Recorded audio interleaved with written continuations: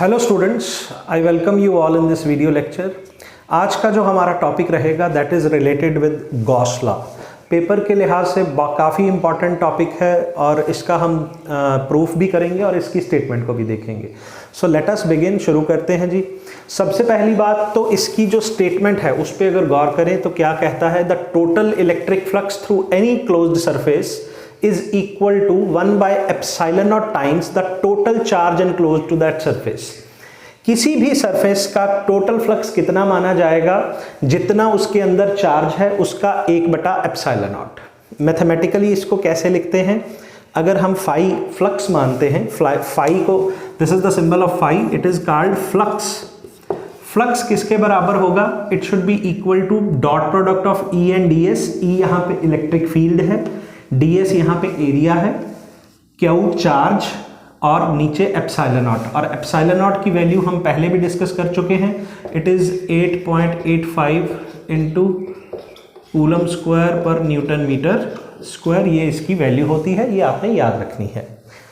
अब इसके अगर प्रूफ की बात करूं कि गॉस लॉ का प्रूफ कैसे है बेटा, सबसे पहले क्या करेंगे, इस डायग्राम को ज़रा ध्यान से देखिए।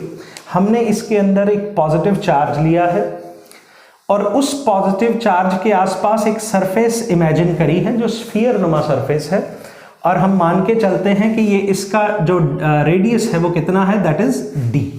और इस सरफेस को अगर आप देखें तो इसको गॉसियन सरफेस कहा जाता है। सो इसको गॉसियन सरफेस भी कहा जाता है, घबराना नहीं है। सिंपल ऐसे इमेजिन करिए कि एक चार्ज है, उसके इर्द गिर्द एक स्फीयर इमेजिन किया है जिसका आपने जो रेडियस है वो d लेना है।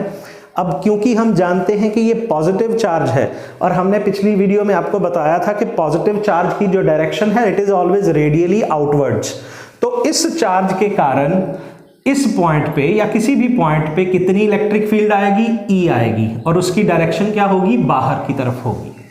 पहली बात तो ये। फिर क्या किया हमने कि इस सरफेस के ऊपर एक छोटा सा एरिया एलिमेंट कैलकुलेट किया यहां से लेके यहां तक, और जिसको हमने माना d। अब ध्यान देने वाली बात यह है कि ds और E दोनों सेम ही डायरेक्शन में हैं, और हम जानते हैं कि जो चीजें दो सेम डायरेक्शन में हो तो उनके बीच अगर थीटा कैलकुलेट करना हो तो that is always 0 degree if they have same direction. तो ये बात याद रखनी है। Now let us start with the proof. Now electric field at point P due to the charge Q, इस Q चार्ज की वजह से इस P पॉइंट पे कितनी इलेक्ट्रिक फील्ड जनरेट होगी, उसका फॉर्मूला होता है E is equal to 1 by epsilon not times Q by R। जितना रेडियस हो, यहाँ पे D है तो यहाँ D का square. Let this be equation number 1। तो इस चार्ज की वजह से P पॉइंट पे कितनी इलेक्ट्रिक फील्ड आई, इतनी आई जी। नाउ इस small flux d phi through the area ds, अब इस छोटे से एरिया ds में से कितना फ्लक्स निकलेगा, इसके लिए हमने फॉर्मूला क्या लगाना है, E डॉट ds। हम जानते हैं फाई का फॉर्मूला होता है, इसको इक्वेशन 2 मानिए। इस इक्वेशन 2 में put the value of E from equation 1। इस E को आप यहां से उठाइए, इस फॉर्मूले को यहां पुट कर दीजिए, और हम जानते हैं इसको अगर खोलेंगे तो क्या बनेगा, a dot B is equal to A B cos theta, तो E ds कॉस थीटा। और मैंने पहले बताया क्योंकि दोनों की डायरेक्शन क्या है, सेम है, इसलिए थीटा की वैल्यू क्या मानी जाएगी, 0। और कॉस 0 क्या होता है जी, कॉस 0 1 होता है। तो यहाँ पे अगर थीटा की वैल्यू को 0 मानेंगे और 1 लेंगे तो हमारा आंसर क्या आ जाएगा, d phi is equal to Q by 4 pi epsilon not d square, और ऊपर साथ में ds एज इट इज रह जाएगा। कुछ नहीं किया हमने, दूसरी इक्वेशन में पहली इक्वेशन की E की वैल्यू पुट करी, कॉस थीटा को 0 पुट किया, मेरे पास इक्वेशन नंबर 3 आ गई। अब देखिए मैंने करना क्या था, मैंने पूरी सरफेस का एरिया निकालना, पूरी सरफेस में से फ्लक्स निकालना था, बट मेरे पास अभी छोटे एरिया जो एलिमेंट है इसमें से फ्लक्स निकला है।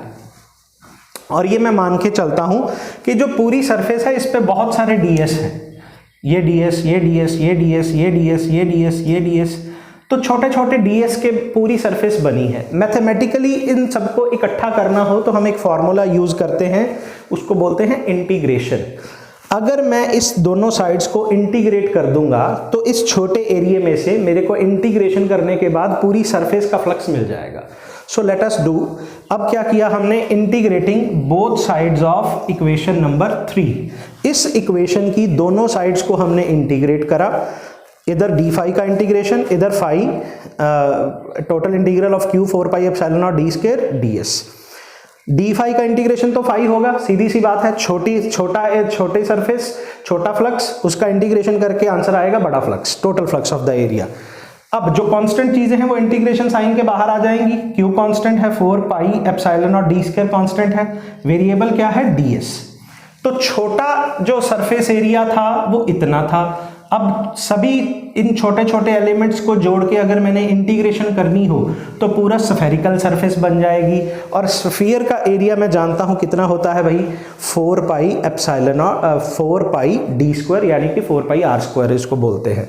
तो ds की जगह पे मैंने 4 पाई डी स्क्वायर डाला। ये क्या है, area of surface, area of sphere, that is 4 pi R square और 4 पाई डी स्क्वायर। तो यहाँ पे वैल्यू पुट करी, हमारे पास 4 पाई डी स्क्वायर कट जाएगा और आंसर क्या आ जाएगा, phi is equal to Q by epsilon not. और अगर आप याद करें डेफिनेशन में हमारा आना भी क्या चाहिए था, Q by epsilon not, hence proved.